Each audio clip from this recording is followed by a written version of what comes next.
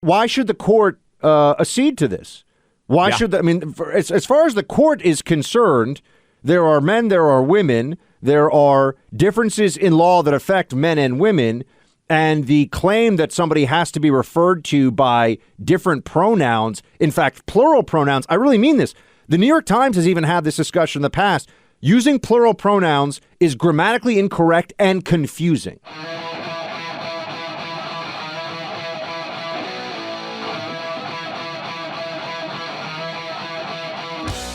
We talked some about the shooting out in Colorado and the immediate way that it was politicized. Everybody out there decided, the right-wingers are to blame for this shooting that took place at a gay club.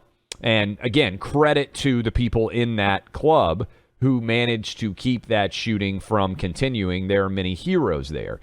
But if you turned on CNN, if you turned on MSNBC, if you read the New York Times, the Washington Post, the usual suspects in PR, they all said, Fox News is to blame. Conservative talk radio is to blame. Right-wing influential figures have blood on their hands. Then something interesting happened late last evening. I was sitting around watching the newest version of the Santa Claus, Buck. My boys are obsessed. You watched the Santa Claus back in the day, the Tim Allen Santa Claus-based movie? Or was that after your time? You're really putting me on the spot here, Chief. I have never seen the Santa Claus. Should I see this movie? Save it for the kids. When you and Carrie have kids, they will probably love the Santa Claus. Tim Allen, spoiler alert, is Santa Claus. And there's a new Disney Plus special that's out with Tim Allen where they're counting down till Christmas. I know it's the day before Thanksgiving, but my boys are obsessed with Christmas already. What is the... Well, you know what? We'll come back to Christmas movies and Thanksgiving movies later. So I'm watching this.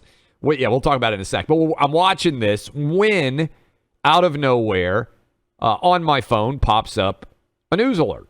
And that news alert lets me know that the shooter is actually in court filings claiming to be transgender. Here is CNN, cut 20, reacting to the news late last evening that, wait a minute, the shooter might not have been some Tucker Carlson watching MAGA enthusiast Donald Trump supporter. Might have actually been also transgender. Listen. Attorneys for the accused shooter, Anderson Lee Aldrich, say in new court filings tonight that the suspect now identifies as non-binary. In a footnote to a motion asserting legal privileges, the public defenders say, quote, Anderson Aldrich is non-binary. They use they, them pronouns, and for the purposes of all formal filings will be addressed as Mix Aldrich. So in other words, not Mr. or Ms. Joining me now, CNN political commentator Errol Lewis, also back with me, Al Franken and Joe Walsh. I don't know what to say about that. I mean, that's not anything that we had heard from his background. You know, people have been looking into his background, and I don't know if anybody here, are you guys lawyers?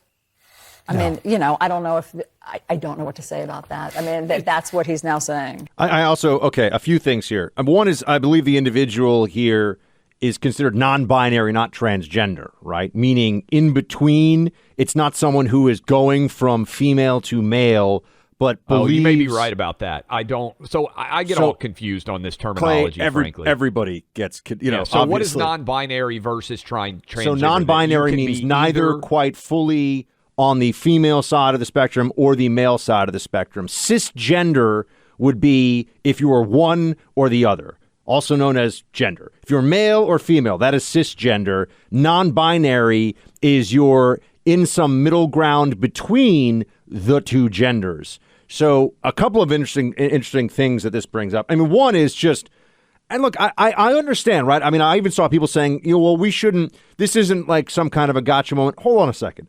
People on the right were the ones who were saying, including you and me, what happened in Colorado Springs is horrific. We should come together and grieve as a community. We should show support to the human beings, the men and women and LGBTQ individuals who are there. The Army veteran who took down the shooter should be praised for being a hero.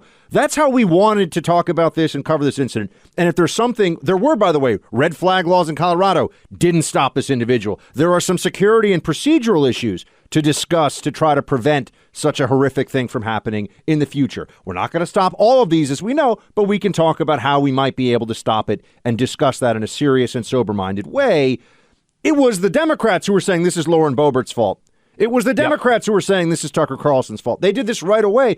And so, if you are at a funeral and someone yells at you that you are responsible for the death of the person that is being mourned, you're going to defend yourself, right? You're going to say, I didn't do, So I think it creates this unfair standard where now we're being told, hey, guys, let's not, let's focus on the issues at hand here, not get too deep into the pushback to the media. No, I'm sorry. They weaponized the narrative. It was wrong. They jumped to a conclusion that fit and they slandered people. And now what was fascinating, you might have seen this, Clay, on social media. Initially it was, well, clearly this person, Aldrich, clearly this person's just doing this as some kind of a troll defense of the court. Or defense. Yeah. Or some kind of defense. Not true. This individual wanted to change his name at the age of 16. This stretches back 4 years. This was not something that they stumbled upon in this moment. And I also think it raises issues. Why should the court accede to this?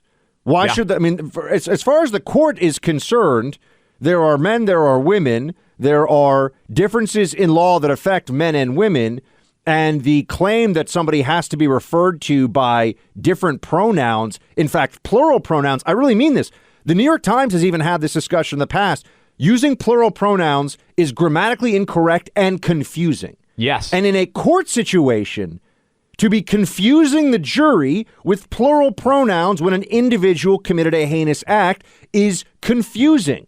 If I were, let me give it, sorry, I'm just obviously fired up about this, Clay. If I were accused of a serious crime, and I kept saying, you can't refer to me as the defendant. You have to refer to me as the victim, because that's how I identify. I identify as a victim. You say, well, no, of course not. That's going to confuse the jury. You don't get to make up the language that other people in a court of law use to discuss a legal proceeding. I got big problems with that. No, I think you're 100% right about this. And from a legal perspective, you can imagine how the jury could be confused in a big way.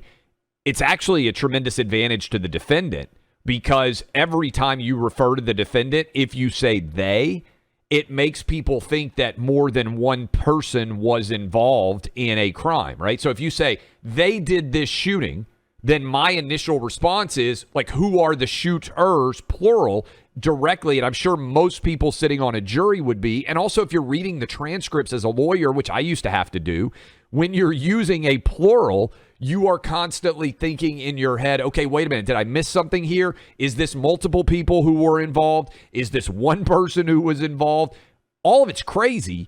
And I think it also ties in with what we said on this program, which is this is unfortunately just further evidence of the mental illness that I believe is likely involved in the behavior of this shooter. That's another issue that I have from a pure legal and justice system perspective on this one.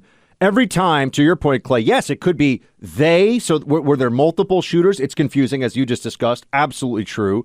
But also, it raises this idea that there is perhaps a collective responsibility. They did this terrible thing, but, they have a long history. Well, who is they exactly, right? It diffuses responsibility for the individual acts.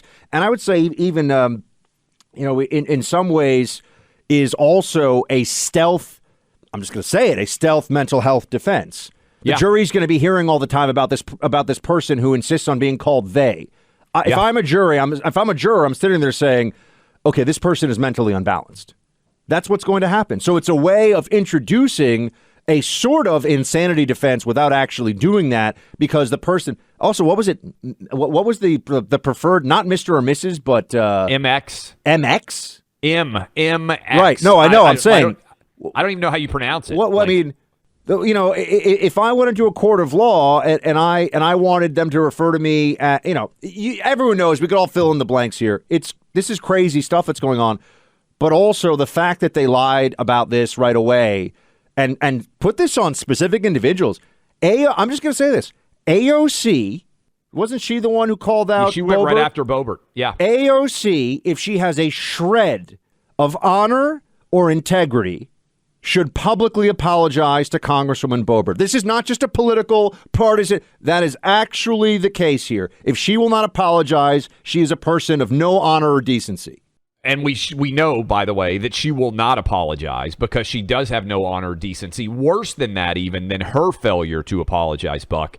None of these people who jumped to conclusions about the motivations of the shooter are going to be held accountable by the media either, right? All these people who went on CNN and MSNBC and attacked Fox News and attacked Congresswoman Boebert and went after all the different right-wing, as they describe it, commentators, there are no consequences now that they are proven wrong. I find it hard to believe that this shooter is a Tucker Carlson viewer or a Daily Wire subscriber or a Clay and Buck listener. And yet that is what they are going to try to ascribe as the motivation. They're not going to have to own the fact that they were wrong. They tried to use this shooting to further leverage the narrative that Elon Musk's takeover of Twitter is dangerous and leading to people dying. I mean, everything they could fit this into, they did. And look, there's a reason why Rush's concept of the drive-by media is so accurate and so timeless, because when you think about it in that context, the media they unleash this devastation of lies and they just speed off until the next one. No accountability whatsoever. So we finally have more information about this. We'll continue to follow this one closely.